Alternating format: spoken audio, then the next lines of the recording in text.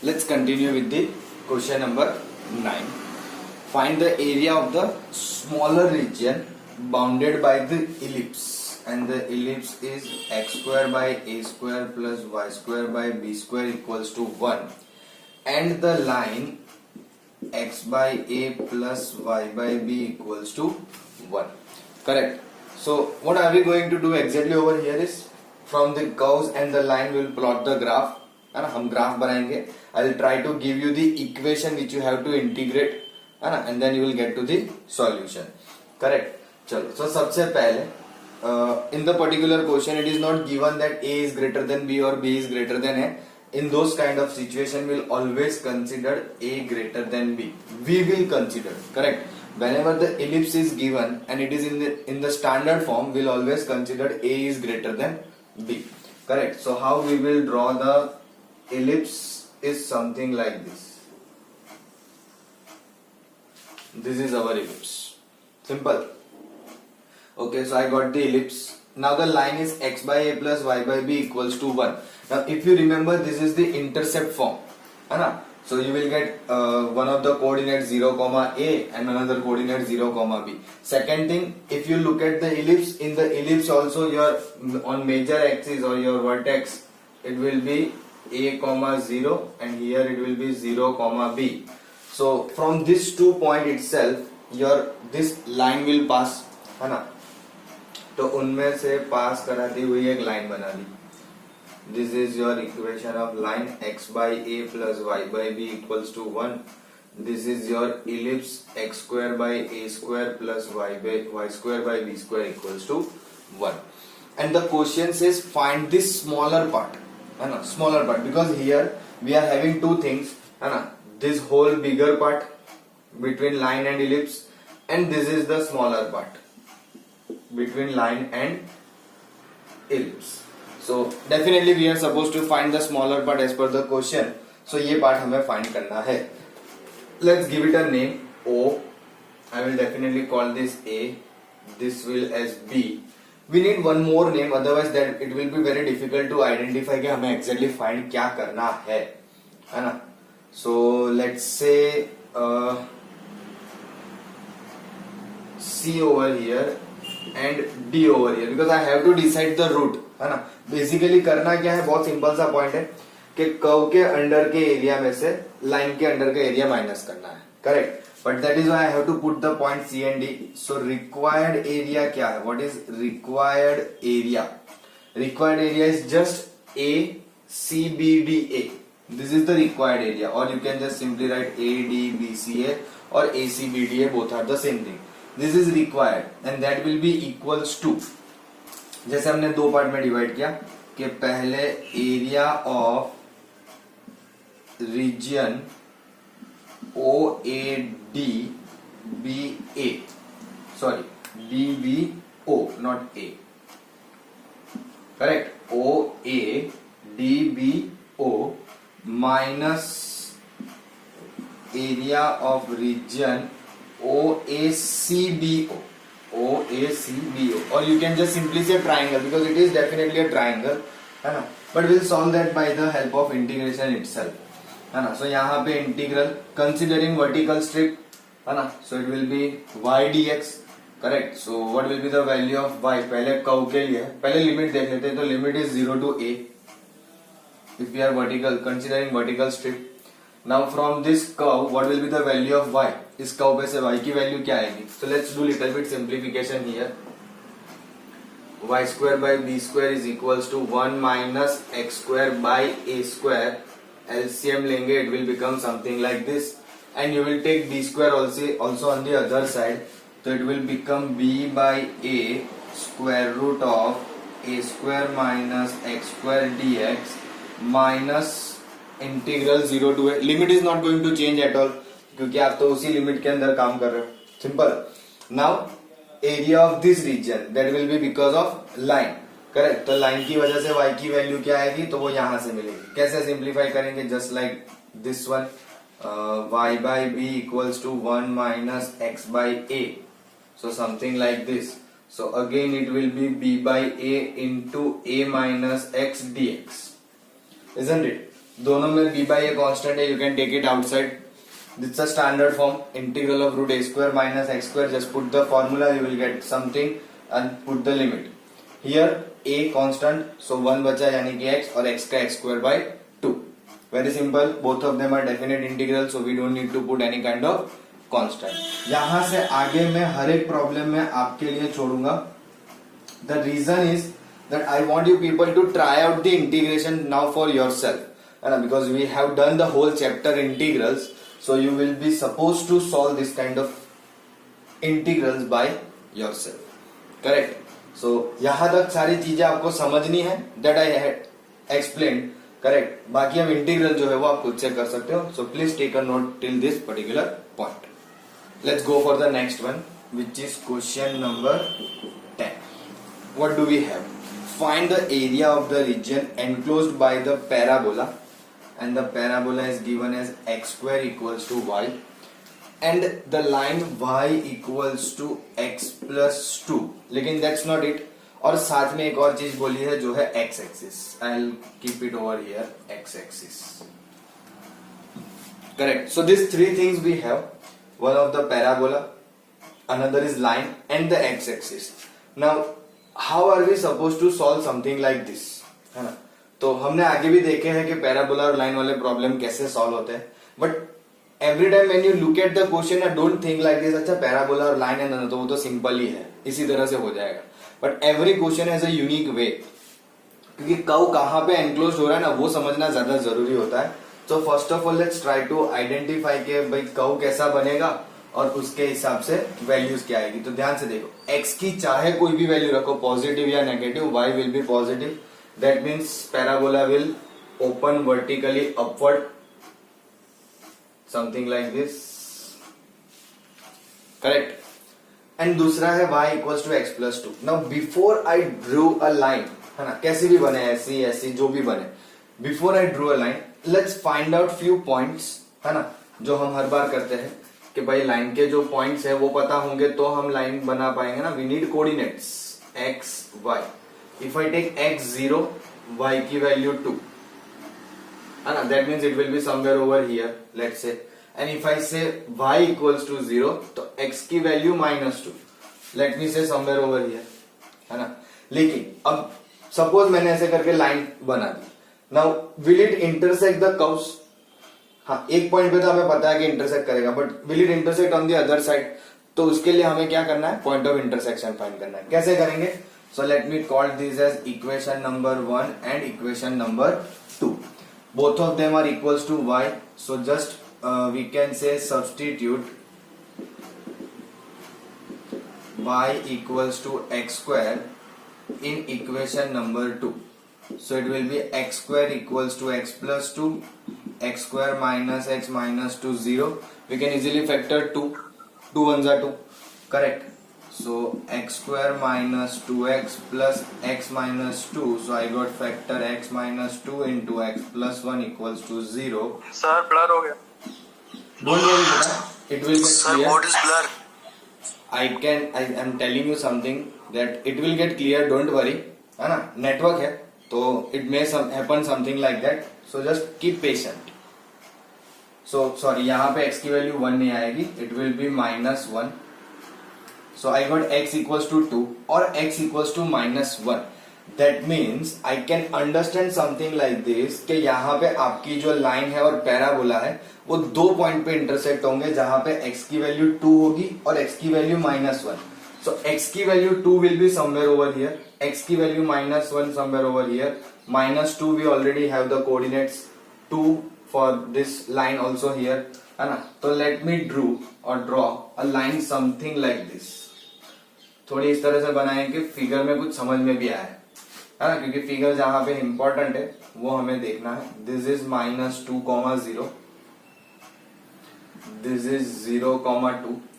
ये intersecting point है और ये इंटरसेक्टिंग पॉइंट है. I know the only x coordinate but I am not interested in y coordinate at all, तो मैं वो फाइंड भी नहीं कर रहा हूं. And I will drop over here -1, 0 and I will drop over here 2, 0. Correct. इस तरह से हमें ग्राफ मिला.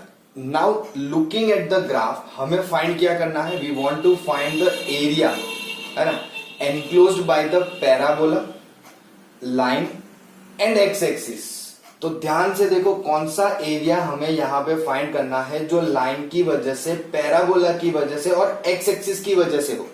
Correct. So if you look at, let me help you to understand this. अगर मान लो कि मैंने ये क्वेश्चन में एक्स एक्सिस नहीं दिया होता, just in case if x axis is not given and just they have asked the find the area of parabola and the line enclosed by the parabola and the line, तो हम ये पूरा area लेते हैं। कौन सा? ये वाला, ये जो दोनों जगह है ना, let me put a mark with A and B, ये जो ए वाला एरिया और बी वाला एरिया वो कंसिडर करते हैं। बट यहाँ पे क्वेश्चन ने सिर्फ कर्व एंड लाइन से एनक्लोज्ड हो ऐसा नहीं बोला है, they have even said us to consider x axis, यानी कि हमें एक्स एक्सिस भी अब उसमें कंसिडर करनी है to make a enclosed area, make an enclosed area. So अब मेरे लिए ए और बी वाला एरिया नहीं आएगा, क्यों? Because they are not enclosed with x axis, वो तो सिंपली कर्व एंड लाइन की वजह से एनक्लोज था। So I can't take that, means I have to look for such kind of area जो हमारे लिए तीनों तीन की वजह से एनक्लोज्ड हो, all this three conditions, and that area is this much. इतना सा ही एरिया हमें फाइंड करना है। Now you may be thinking sir यहाँ पे भी तो है, बट बच्चों यहाँ पे आपकी लाइन नहीं है, लाइन यहाँ से आगे बढ़ रही है लेकिन उसके बाद पैराबोला नहीं है, पहली बात। दूसरा कि एक्स एक्सिस है लेकिन this is open, this is not bounded, it is unbounded, है ना। आपकी लाइन है, पैराबोला है, एक्स एक्सिस है, all the three things are there, line भी है, पैराबोला भी है और एक्स एक्सिस भी है, बट इज इट बाउंडेड? ये तो मैंने लाइन जस्ट आपको ये 2-0 मार्क करने के लिए यहां से नीचे खींची है, यहाँ पे कोई लाइन है नहीं, कर्व नहीं है वहां पे, समझ रहे हो? It's just a point, intersecting point है, उसका कोऑर्डिनेट लिखने के लिए लाइन नीचे खींची हुई है। This is not something which we have to consider as a line और अ कर्व। तो हमारा लाइन, कर्व और एक्स एक्सिस की वजह से यहाँ पे अनबाउंडेड रीजन है, this is unbounded, so we are not suppose to consider that, we are just looking for the bounded region, तो वो आपका इतना सही आएगा। करेक्ट। अब नेमिंग तो करनी ही पड़ेगी, सो लेट्स से 0 मतलब O, है ना, इंटरसेक्टिंग पॉइंट को बोल देते हैं P और यहाँ पे Q। करेक्ट। यहाँ पे भी कुछ नाम दे देते हैं, P से perpendicular M, let's say A, और यहाँ पे आगे बढ़ेंगे एक आध और नाम दे देते हैं, let's call it as B। Correct. चलो, तो इस तरह से हमें सारे पॉइंट्स मिल गए। अब इन पॉइंट्स को ध्यान में रखते हुए हमें एक एरिया फाइंड करना है, यानी कि इतना area. Now let me consider this is a little bit dark line, क्यों पता है ना, उसको मैं जूम करके समझाता हूं। Let's try to understand in a little bit bigger figure. Correct, इस तरह से, और यहां से मैंने एक परपेंडिकुलर ड्रॉप किया है to the x axis. What does it try to say कि ये जो रीजन बन रहा है ना आपका, this region is because of line and x-axis and this region is because of under the parabola। इसलिए आपको जब एरिया फाइंड करना होगा ना, तो उसे दो पार्ट में डिवाइड करना पड़ेगा। ये पहला अंडर द लाइन और दूसरा अंडर द कर्व, यानी कि under the parabola, and you have to add that area. So basically मेरा जो रिक्वायर्ड एरिया है, रिक्वायर्ड एरिया कितना होगा, तो let's say OAPO, OAPO that is my required area. और वो रिक्वायर्ड एरिया कितना होगा, तो के एरिया ऑफ रीजन, कौन सा रीजन पहले फाइंड करेंगे, APM, area of region APM plus area of region दूसरा OPMO, OPMO। करेक्ट, ये दोनों आपको रीजन फाइंड करना है, simple.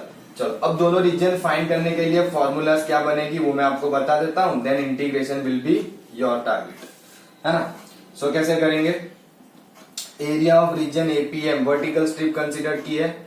Now the limits from here to here is -2 to 1, sorry -1 y of line dx, line के under का area, it is below the line, so हमने y of line लिखा। क्यों y ऑफ लाइन लिखा, तो कि लाइन लिखने का रीजन ये है कि यहां पे जो y की वैल्यू आएगी will be from the equation of line. Correct. Plus, now see यहाँ पे माइनस नहीं करेंगे क्योंकि हमें किसी के अंडर के एरिया में से किसी का एरिया माइनस नहीं करना है. We are not suppose to subtract any area, we have to add this to area, simple. लेकिन हम इसकी लिमिट क्या आएगी, तो -1 से यहां तक यानी कि 0 y ऑफ पैराबोला dx. समझ में आ रहा है, पैराबोला तक, सिंपल.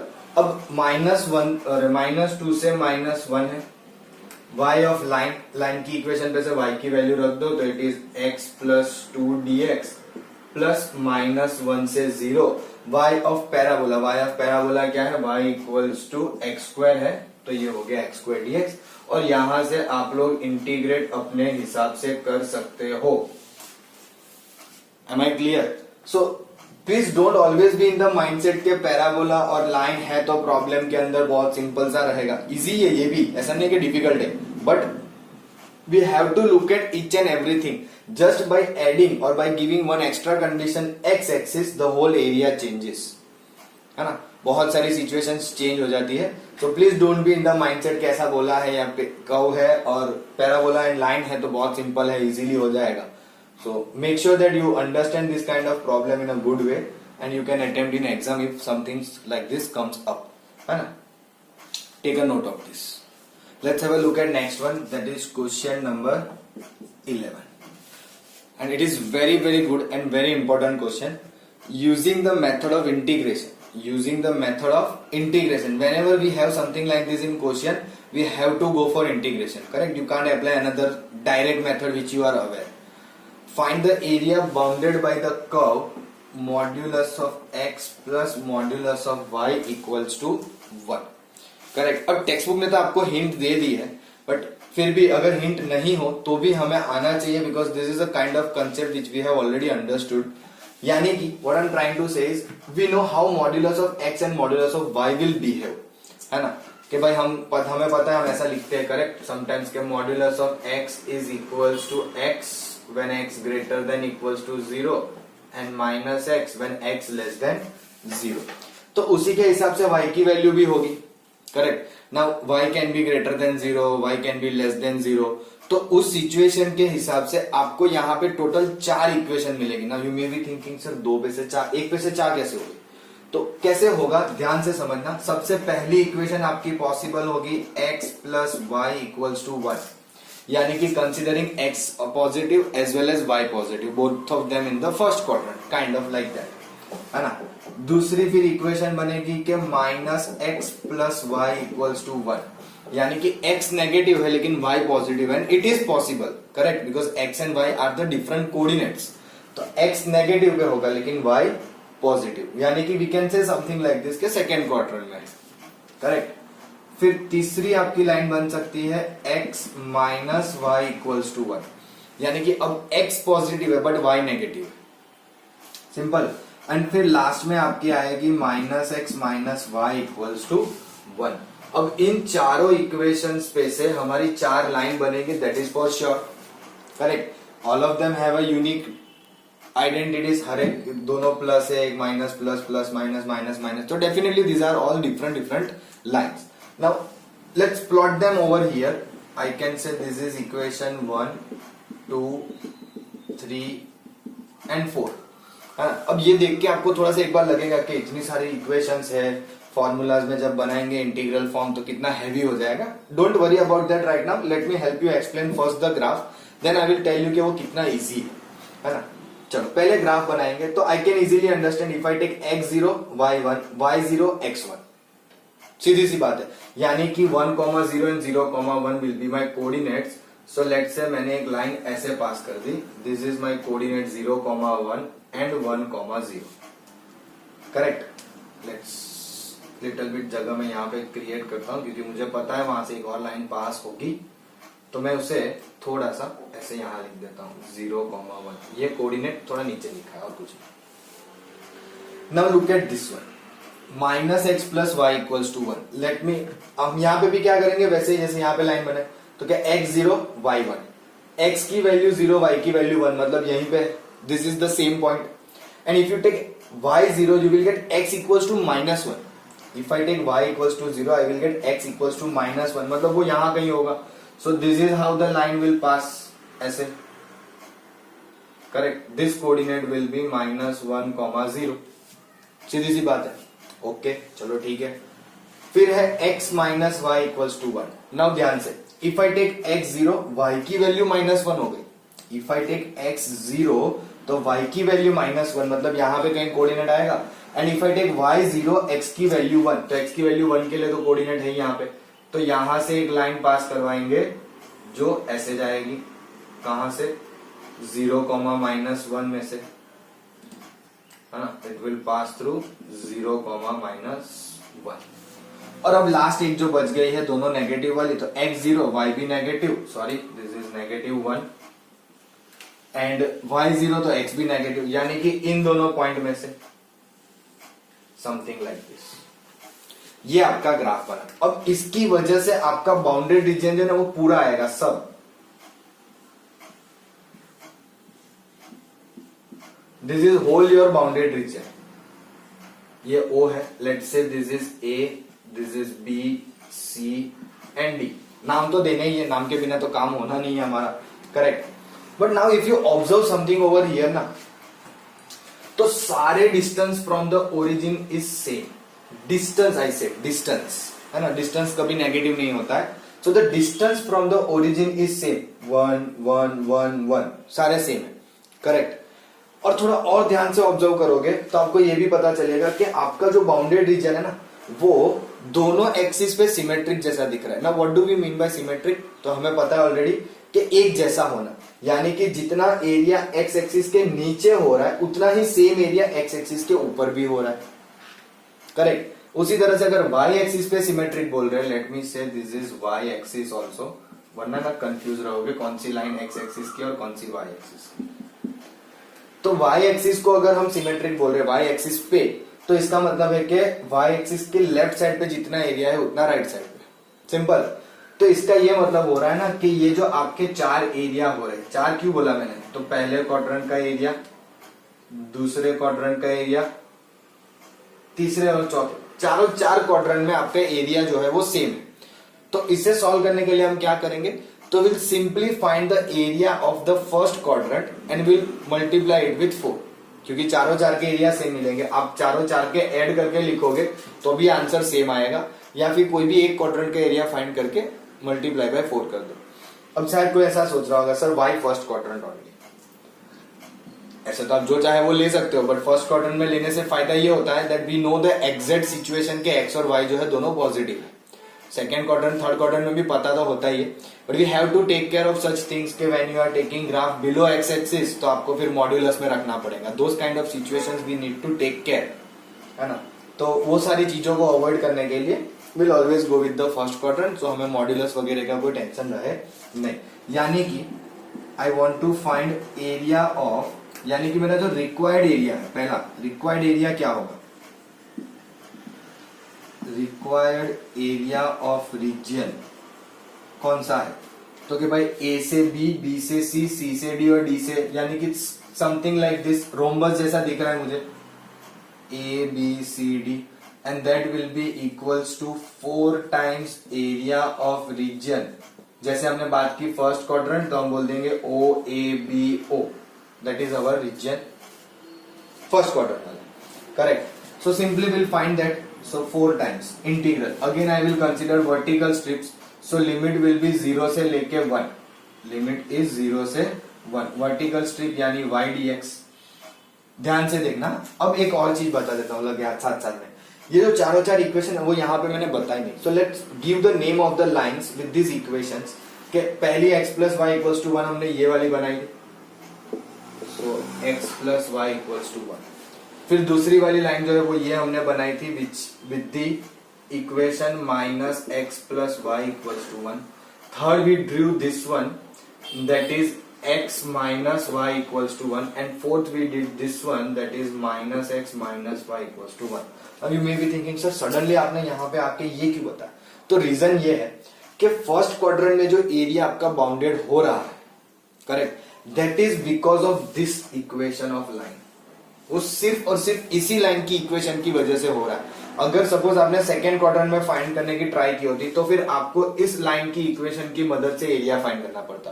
थर्ड क्वाड्रेंट में यानी कि ये वाले लाइन की मदद से की होती तो इस इक्वेशन पे से, and if this one then this equation. That's what I am trying to say कि आपका यहाँ पे जो रीजन बाउंड हो रहा है ना, हमने जो ये लिखा ओ ए बी ओ, वो किसकी वजह से है? तो because of y axis x axis, है ना।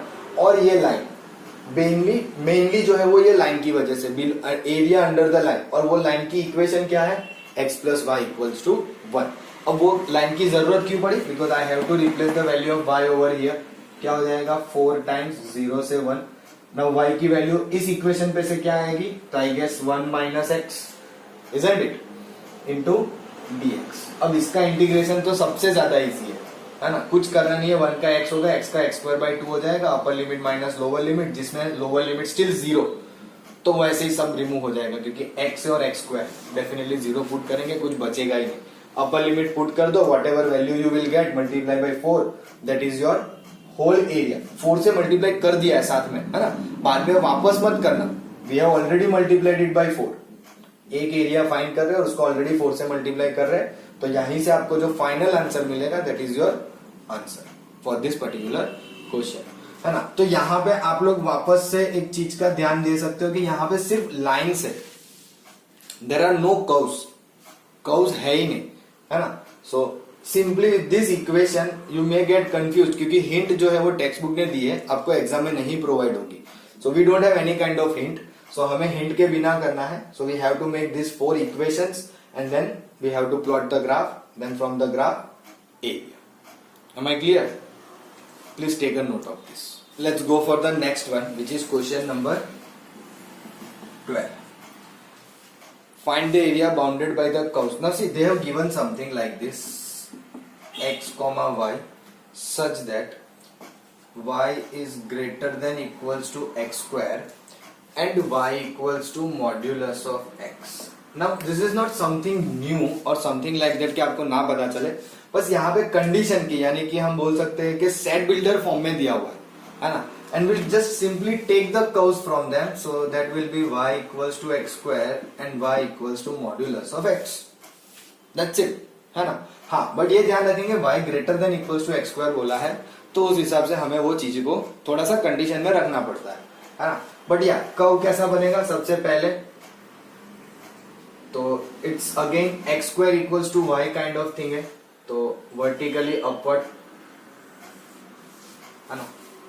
दूसरा है आपके लिए y equals to modulus of x।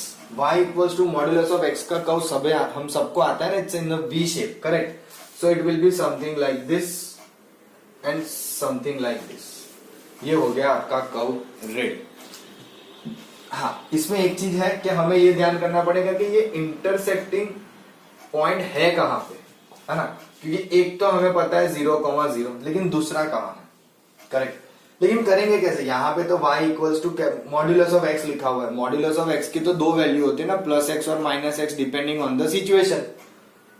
तो फिर कैसे पता चलेगा कि भाई इंटरसेक्टिंग पॉइंट क्या है?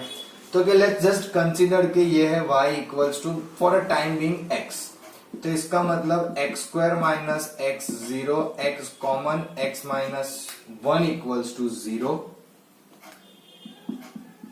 है ना। तो यू विल गेट x 0 और x equals to 1, x 0 and x equals to 1, यानी कि एक तो 0 मिला, ये रहा, दूसरा 1, तो वो यहां पे होगा। तो यहां पे का इंटरसेक्शन कहां है? तो वो भी आपको मिलेगा अगर हमने इसको फिर माइनस x कंसीडर करके सॉल्व करेंगे, तो कुछ ऐसे मिलेगा, माइनस x होगा that will become plus x, x common x plus 1 0, तो x 0 और x इक्वल्स टू माइनस 1। सो ये मिलेगा आपको माइनस 1 कॉमा समथिंग, और ये मिला हमें 1 कॉमा समथिंग। अब समथिंग में भी 1 ही आएगा, ध्यान से देख लो क्यों? तो कि भाई सपोज मैंने x की वैल्यू पहले माइनस 1 मॉड्यूलस में रखी, तो माइनस 1 का आंसर 1 हो जाएगा, प्लस 1 रखूंगा तो 1 ही मिलेगा, तो इट्स काइंड ऑफ 1 ओनली, है ना। ये आपका इंटरसेक्टिंग है ना। अब ये रीजन, क्योंकि पैराबोला और क्या कहेंगे मॉड्यूलस, उनके बीच का रीजन पूछा है, तो this is the required region. Again if you observe this, तो parabola is always symmetric on y axis, मतलब ये वाला, अगर y square equals to x दिया है तो it will be symmetric on x axis, but this parabola will always symmetric on y axis and the modulus is also symmetric, है ना। तो उसकी वजह से वापस से क्या करेंगे, आप एक एरिया फाइंड करो ये वाला, है ना, जिससे आपको ट्वाइस करने से दूसरा एरिया भी मिल जाएगा। समझ में आ रहा है? तो करना कैसे है, तो कि यहां से परपेंडिकुलर ड्रॉप कर दो। सो पहला तो यहाँ पे आपको 1,0 एक कोऑर्डिनेट मिल गया, है ना। अब पहला एरिया फाइंड करने के लिए ए, ये ट्राइंगल बनेगा लेट से ए एम, है ना। कुछ और कोऑर्डिनेट मतलब कुछ और पॉइंट्स रखने पड़ेंगे जिससे इजी हो जाएगा। पहले काम करते हैं, इसको यहाँ पे भी नाम दे देते हैं, लेट से दिस इज बी, है ना। तो क्या है, आपका पूरा कर्व रेडी होना चाहिए ना, ओ से ए से वापस ओ से बी से वापस ओ, ऐसे पूरा आपका कर्व बन रहा है, मतलब रिक्वायर्ड एरिया बन रहा है हमारा, है ना। तो फिलहाल फाइंड करने पे ध्यान देते हैं। तो ओ से ए एम, एक ये वाली लाइन के अंडर का एरिया और कर्व के अंडर का एरिया माइनस करना पड़ेगा। सो लेट मी से सी। सो मेरे लिए एरिया ऑफ रीजन, सी में जो फाइंड करना है ना वही बता रहा हूं, आप उसको ट्वाइस कर देना।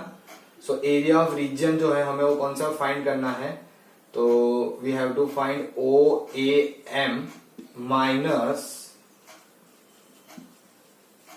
Area of region O C A M, ये वाला आपको माइनस कर देना है लाइन के अंडर के एरिया में से पैराबोला के अंडर का एरिया।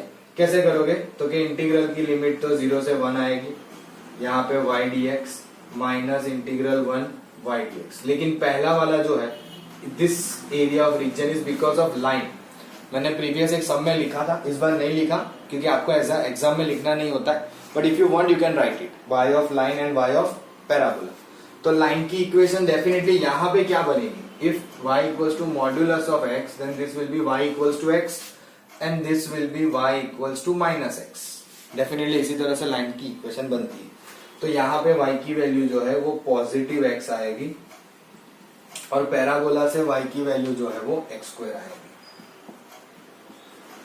जस्ट सिंपली इंटीग्रेटेड, जो भी अब आंसर आएगा उसे आपको ट्वाइस करना है। तो मैं यहाँ पे पहले से ट्वाइस लिख देता हूँ, तो this will give you final answer, है ना, क्योंकि ये और ये दोनों साइड का हमें कंसिडर करना होता है, तो we have to make it twice. Simple. चलो quickly take a note of this because we want to solve one more problem for the today's class. Now let's go for the next which is question number 15। 13 and 14 you people can try, है ना। 15 में क्या कहा है, area of the region, again they have given like this x y and it is given y square less than equals to 4x and 4x square plus 4y square less than equals to 9। देखो actually इस condition की importance है, ऐसा नहीं मतलब ऐसे ही दे दिया है, they are important means we have to consider the inequality, है ना। हम उसकी इनइक्वालिटी को रिस्पेक्ट करेंगे, but when we consider it equal then only we can plot the graph, है ना। अब सपोज सर्कल है तो 4x square plus 4y square less than equals to 9, यानी कि x square plus y square equals to 9/4, so radius will be 2/3, will plot a circle. अब equation के हिसाब से लेस देन है, यानी कि आपको उस सर्कल के अंदर ही सब कंसिडर करना है, नॉट बियॉन्ड द सर्कल। समझ में आ रहा है? तो वो छोटी छोटी चीजों पे हमारा ध्यान ऐसे जाता नहीं है, but those are very important. So फिलहाल मैं डायरेक्टली लिख देता हूं x square plus y square equals to 9/4। तो डेफिनेटली एक सर्कल बनेगा जिसका सेंटर ओरिजिन होगा, और हाँ डेफिनेटली सही बोला हमने, and radius 3/2 not 2/3, that was my mistake, it will B 3/2।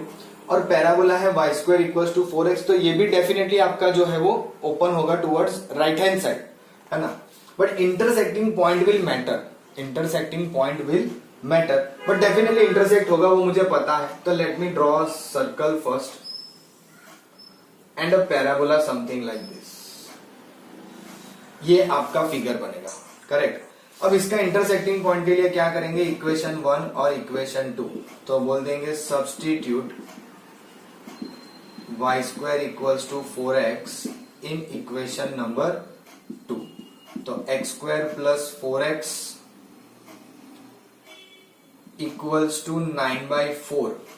Simplify तो करना ही पड़ेगा, 4x square plus 16x minus 9 equals to 0।